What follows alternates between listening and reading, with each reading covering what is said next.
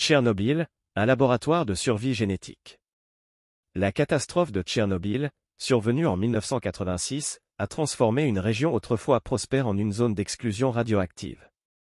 Ce désastre a non seulement causé des pertes humaines considérables, mais a également engendré des mutations génétiques chez la faune locale. Parmi les créatures les plus fascinantes de cette zone, les chiens mutants de Tchernobyl offrent un aperçu unique de l'adaptation et de la survie dans des conditions extrêmes. Cet article explore les secrets génétiques de ces animaux, en mettant en évidence les implications pour la survie humaine dans des environnements contaminés. Il examine les mécanismes d'adaptation, les risques radiologiques et les stratégies de survie potentielles. Section 1. Le contexte de Tchernobyl et ses conséquences. L'explosion du réacteur nucléaire de Tchernobyl a libéré d'énormes quantités de matière radioactive dans l'environnement. Les conséquences immédiates ont été dévastatrices, avec des décès, des évacuations massives et une contamination généralisée. La zone d'exclusion, un périmètre de 30 km autour de la centrale, reste largement inhabitée par les humains.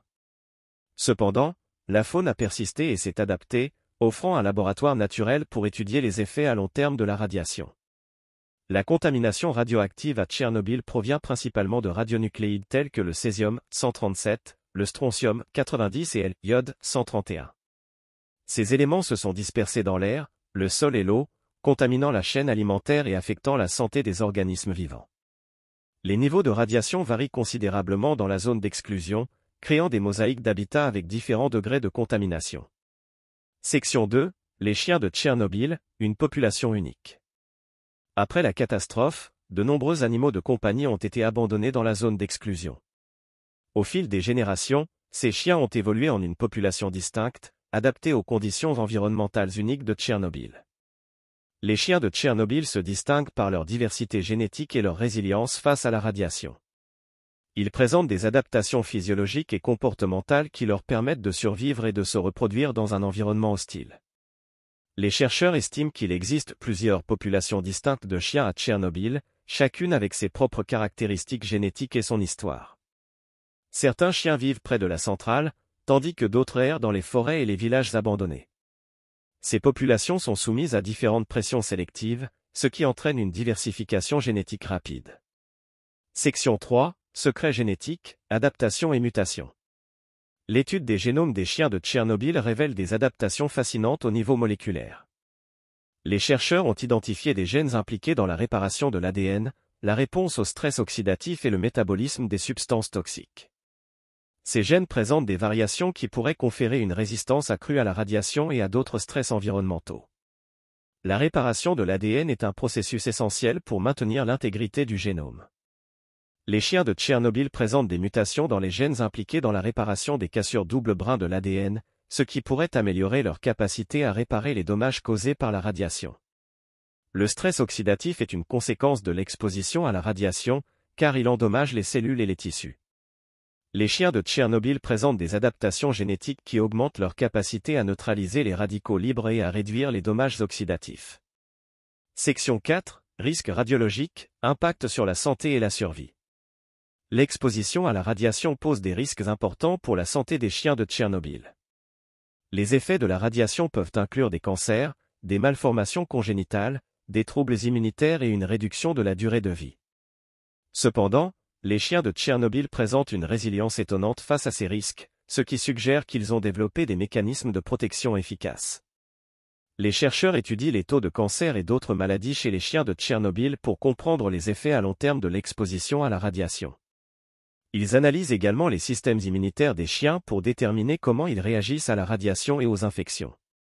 Ces études pourraient fournir des informations précieuses sur la façon de protéger la santé humaine dans des environnements contaminés. Section 5. Stratégie de survie, comportement et adaptation. Les chiens de Tchernobyl ont développé des stratégies de survie comportementale qui les aident à faire face aux défis de leur environnement. Ils sont capables de trouver de la nourriture, de l'eau et un abri dans la zone d'exclusion, et ils ont appris à éviter les zones les plus contaminées. Les chiens de Tchernobyl vivent souvent en meute, ce qui leur offre une protection contre les prédateurs et les conditions météorologiques extrêmes. Ils communiquent entre eux par des signaux vocaux et olfactifs, ce qui leur permet de coordonner leurs activités et de partager des informations. Les chercheurs étudient le comportement des chiens de Tchernobyl pour comprendre comment ils s'adaptent à leur environnement. Ils observent leurs habitudes alimentaires, leurs interactions sociales et leurs stratégies d'évitement de la radiation. Ces études pourraient fournir des informations précieuses sur la façon de gérer les populations animales dans des environnements contaminés. Section 6. Implications pour la survie humaine. L'étude des chiens de Tchernobyl a des implications importantes pour la survie humaine dans des environnements contaminés. Comprendre comment ces animaux s'adaptent à la radiation pourrait nous aider à développer des stratégies pour protéger la santé humaine et à atténuer les effets des catastrophes nucléaires. Les adaptations génétiques des chiens de Tchernobyl pourraient servir de base au développement de thérapies pour réparer les dommages causés par la radiation et renforcer la résistance aux stress environnementaux. Les chercheurs étudient également les stratégies de survie comportementale des chiens de Tchernobyl pour comprendre comment les humains pourraient s'adapter à des environnements contaminés. Ils analysent les techniques de recherche de nourriture, les méthodes de construction d'abris et les stratégies d'évitement de la radiation. Ces études pourraient fournir des informations précieuses sur la façon de survivre dans des conditions extrêmes. Section 7. Protocole de surveillance et de gestion des risques. La surveillance et la gestion des risques radiologiques sont essentielles pour protéger la santé humaine et l'environnement dans les zones contaminées. Les protocoles de surveillance doivent inclure des mesures régulières des niveaux de radiation dans l'air, le sol et l'eau, ainsi que des analyses des échantillons biologiques pour détecter les contaminants radioactifs. Les protocoles de gestion des risques doivent inclure des mesures pour limiter l'exposition à la radiation, telles que l'évacuation des populations, la restriction de l'accès aux zones contaminées et la distribution d'iodure de potassium pour protéger la thyroïde. Les chercheurs travaillent également au développement de nouvelles technologies pour décontaminer les sols et les eaux contaminées. Ces technologies comprennent la phytoremédiation, qui utilise des plantes pour absorber les contaminants radioactifs, et la biorestauration, qui utilise des micro-organismes pour dégrader les contaminants radioactifs. Ces technologies pourraient aider à réduire les risques radiologiques dans les zones contaminées et à restaurer les écosystèmes. Section 8. Guide de survie en environnement spatial irradié. L'exploration spatiale expose les astronautes à des niveaux de radiation plus élevés que ceux que l'on trouve sur Terre. La radiation spatiale peut endommager l'ADN, augmenter le risque de cancer et provoquer d'autres problèmes de santé. Pour protéger les astronautes, il est essentiel de développer des stratégies de protection contre la radiation et de fournir des équipements de survie adaptés aux environnements spatiaux irradiés.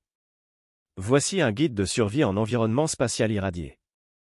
Protection contre la radiation, utiliser des combinaisons spatiales et des véhicules spatiaux dotés d'une protection contre la radiation. Minimiser le temps passé à l'extérieur des véhicules spatiaux et utiliser des écrans de protection contre la radiation lorsque cela est possible. Surveillance de la radiation, surveiller régulièrement les niveaux de radiation à l'aide de dosimètres et d'autres instruments de mesure. Signaler immédiatement toute augmentation significative des niveaux de radiation. Alimentation et hydratation, consommer des aliments et des boissons riches en antioxydants pour aider à protéger les cellules contre les dommages causés par la radiation. Assurez-vous d'avoir suffisamment d'eau pour rester hydraté et éliminer les toxines de votre corps. Exercice physique, faites de l'exercice régulièrement pour maintenir votre force physique et votre endurance. L'exercice peut également aider à réduire le stress et à améliorer votre humeur. Soutien psychologique, maintenez des contacts réguliers avec votre famille et vos amis sur Terre. Participez à des activités récréatives et de relaxation pour réduire le stress et améliorer votre bien-être mental. Équipement de survie, assurez-vous d'avoir à bord de votre véhicule spatial une trousse de survie contenant des médicaments, des fournitures médicales, des outils de réparation et des équipements de communication. Apprenez à utiliser cet équipement avant de partir en mission. Section 9. Étude de cas, adaptation remarquable dans le monde animal. Les chiens de Tchernobyl ne sont pas les seuls animaux à avoir développé des adaptations remarquables à des environnements extrêmes. Les tardigrades, par exemple, sont capables de survivre dans des conditions de vide spatial, de radiation intense et de températures extrêmes. Les poissons des abysses ont développé des adaptations pour vivre dans des environnements de haute pression et d'obscurité totale. L'étude de ces adaptations peut nous fournir des informations précieuses sur les limites de la vie et les mécanismes de survie. Les chercheurs étudient également les adaptations des animaux qui hibernent, car l'hibernation peut offrir une protection contre la radiation et d'autres stress environnementaux. Ils analysent les mécanismes moléculaires qui permettent aux animaux d'hiberner et de survivre à des périodes prolongées de privation de nourriture et d'eau. Ces études pourraient conduire au développement de nouvelles thérapies pour protéger la santé humaine dans des conditions extrêmes. Section 10. Conclusion, l'avenir de la survie dans des environnements hostiles. L'étude des chiens de Tchernobyl et d'autres organismes adaptés à des environnements extrêmes offre des perspectives fascinantes sur la capacité de la vie à s'adapter et à survivre dans des conditions hostiles. Comprendre les mécanismes génétiques et comportementaux qui sous-tendent ces adaptations pourrait nous aider à développer des stratégies pour protéger la santé humaine et à explorer de nouveaux environnements, tels que l'espace. L'avenir de la survie dans des environnements hostiles dépendra de notre capacité à comprendre et à exploiter les adaptations naturelles des organismes vivants. En étudiant les chiens de Tchernobyl et d'autres animaux remarquables, nous pouvons acquérir des connaissances précieuses sur la façon de faire face aux défis de la radiation, de la pollution et du changement climatique.